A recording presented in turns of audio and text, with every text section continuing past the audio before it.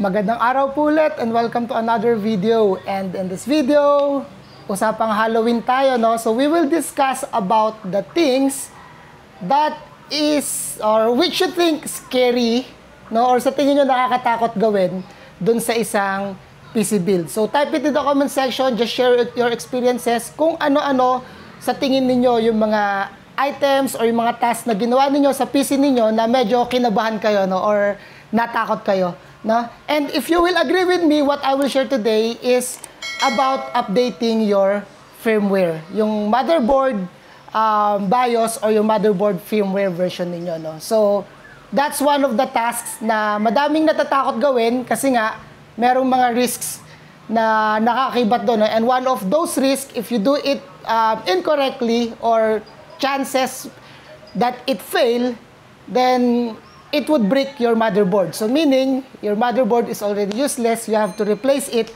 with a new one. No? So, in this video, that's what I will share. And syempre, since this is one of the scariest thing to do in your PC, while doing it, di naman kasi natin maiwasan no, na hindi gawin. Yes, we can skip yung BIOS update, pero time will come that you really need, it is necessary to do it. No? So, while we are doing it, what I will share to you is how we can lessen yung mga risks while updating your motherboard firmware. Okay? So, first thing that we need to do is to prepare yung inyong USB drive, no? So, regardless if it's a kung ano yung capacity, no? As long as it could fit yung file na gagamitin ninyo to update yung inyong firmware, no? So, some of the motherboards require it kasi hindi nababasa yung USB drive kapag naka-format ng NTFS. So, if there's a chance, kung bago naman yung USB ninyo, you can format it using yung FAT16 or FAT32 na system type, no? And in most cases, etong USB drive na to is NTFS and wala namang issue dun sa motherboard ko, nababasa naman siya. So, in my case, no need na no to format it using FAT32 na file system. So, we will use it. Then, to minimize it, avoid using any USB hub, no, or any USB extensions. Even yung yung front panel, 'di ba usually yung mga cases natin may mga front panel na USB. So, avoid using that. What I will recommend is to use the direct I/O port from your motherboard itself, no? Para rekta. Wala tayong failure point na iniintindi, so less chances of failure while transferring or while reading yung inyong USB drive, no? So, that's what we will do right now. So, ito yung ating USB. Ikakabit natin siya dun sa available port ng ating, sa likod ng ating PC. So, in the event na occupied yung mga USB slot ninyo, mag-dominate na lang muna kayo ng isang device na pwede nyong bunutin temporarily while updating yung inyong firmware, no? So, as much as possible, directly connect yung USB ninyo dun sa I/O port ng ating motherboard, no? So, we already have yung USB inserted dun sa ating drive. So, let's now download yung firmware version ng ating motherboard. So, punta tayo dun sa manufacturer website. So, I'm using ASRock B550M na Steel Legend. So, it depends, no? So, hanapin nyo lang. So, from here, we will use yung ating BIOS. The last version that I'm using is itong 3.6 eh. So, meron na siyang dalawang version. 3.62 tsaka 3.9. So, hindi ko lang sure kung pwede ako mag-jump immediately dun sa 3.9, pero i-download na natin both. I will be downloading yung 3.9 at saka yung 3.62. Okay, although the 3.62 is naka-beta version. So what we will do, gagamitin natin yung latest, no? Pero in the event na hindi tayo pwede mag-jump from 3.6 to 3.9, so gagawin natin yung 3.62 muna yung kukunin natin. So, copy natin yung dalawang file dun sa ating USB drive. Okay. Yan. So, kung mapapansin ninyo no, meron pa ako ng file dito na 3.6 And then, ito na yung dalawang file na dinownload natin. So, extract lang natin yung 3.62. Extract natin. So make sure no na yung file is nandun sa root folder ng inyong USB drive. So, tendency kasi, most of the time, kapag nilagay nyo pa yung firmware file doon sa loob ng isang folder within your USB drive, hindi na siya nababasa nung ating BIOS. So, most likely, dapat nandun lang siya sa root directory. Ilabas nyo siya. Then, ito na yung 3.62 natin na file. Then, i-extract din natin yung 3.9. Extract all. Remove.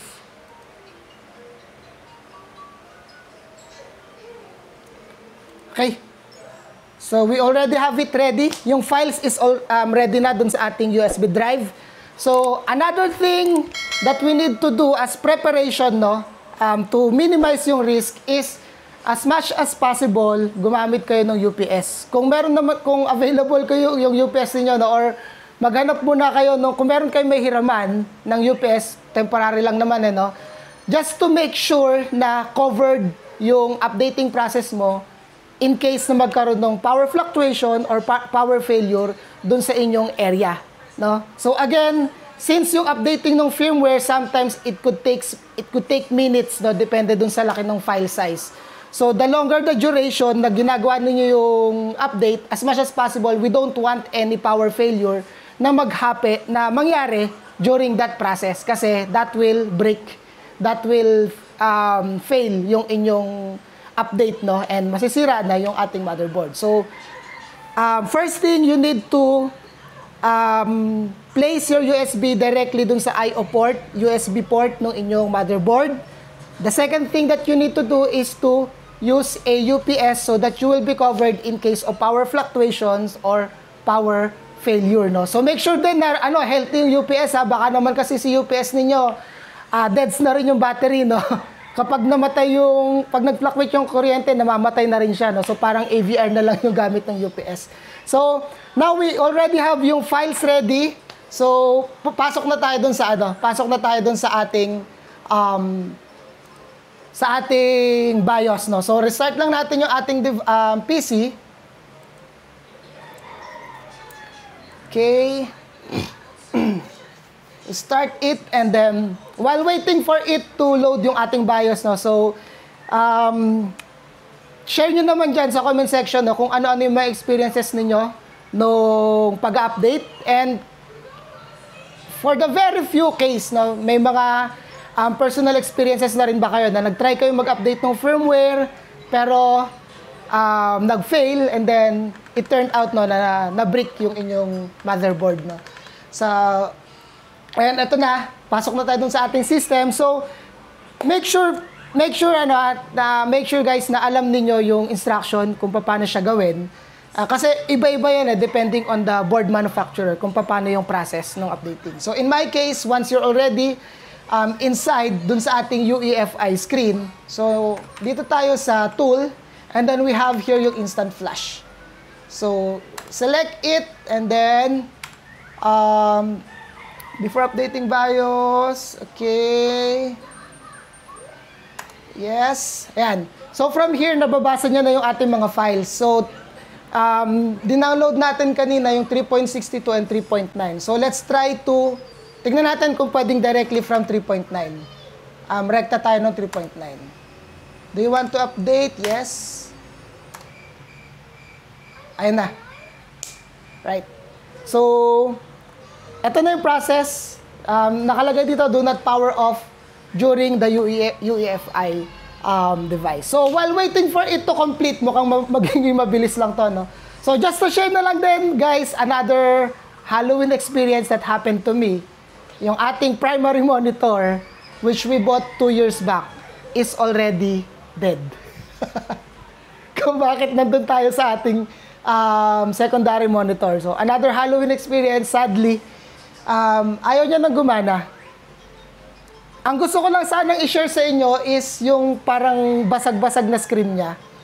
Kasi kapag in-on mo siya, yung display niya is, ano na, may mga lines na. So, sira na talaga yung screen. Pero, unfortunately, for this day, no, we found out na even yung power, actually, nakasaksak yung monitor natin. I've been trying to turn it on late, kanina, no? Papakita ko sana na yung screen is basag-basag. No? And right now, it's even much scarier. What happened to us is even much scarier kasi totally deads. Wala na yung ano. Ayaw na mabuhay. Namatay na rin yung ating monitor. So right now, walang power. Kanina may event na nag-on eh. Kaso hindi niya masustain yung power. I'm not sure what happened. Pero that's another thing. Scariest thing that can happen to you. So this monitor, I just bought it, I think, almost 2 years lang. No? Almost 2 years lang. Actually, walang masyadong issue. This is, ever since I bought this one, ito na yung primary, primary screen natin, no, for, kahit na regular browsing lang, kahit na, online school lang ng mga bata, when we do seldom games, it's working, walang issue dun sa color, pero yun nga, all of the time, yung screen, nagkaroon na ng mga lines, and then, right now, no more power. No more power na rin. Okay, so that's one thing na-share ko lang din, and balik tayo dun sa updating. So mukhang tapos na yung ating update.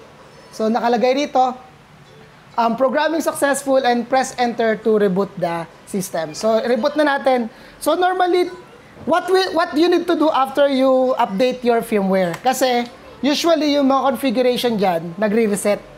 So balikan lang natin yung mga configuration. So, nire-restart niya yung device. Alam ko, mag-install pa rin to. No? Meron siyang parang self-initiating. So, medyo matatagalin siya ng konti. Pero abangan lang natin. Pero, in the process of updating it, baka magulat lang kayo. No? Kasi ano man yung UEFI settings or BIOS settings na ginawa ninyo before, that will be reset. And that includes, if in case may mga custom settings kayo dun sa CPU, kailangan nyo siyang balikan. No, yung ating XMP settings for the memory, kailangan nyo siyang balikan. No, and whatever customizations na ginawa ninyo, and nag-aano na siya.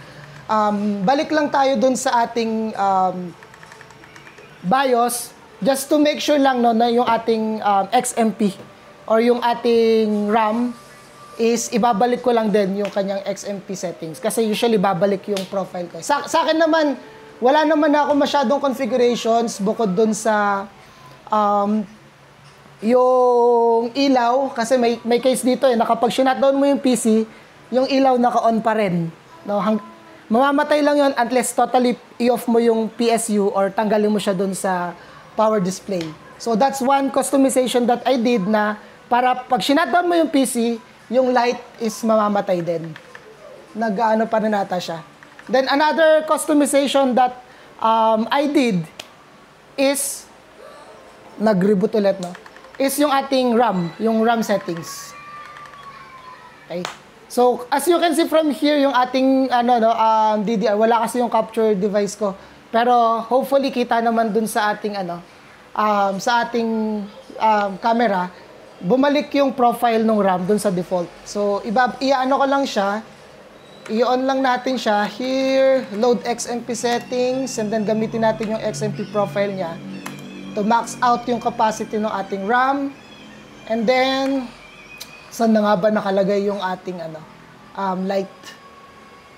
Nakakapain lang natin ng konti. Medyo nakalimutan ko na kung saan nakalagay yun eh. Ito, RGB LED. Nasa tool din pala. Static. Yung kulay. Hindi yan. I think nasa advanced din. PCI configuration.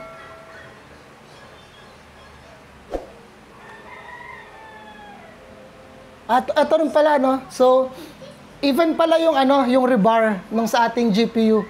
So, buti na lang kinalikot natin. So, that's also one thing, no? Especially yung mga GPU kasi ngayon may mga rebar settings.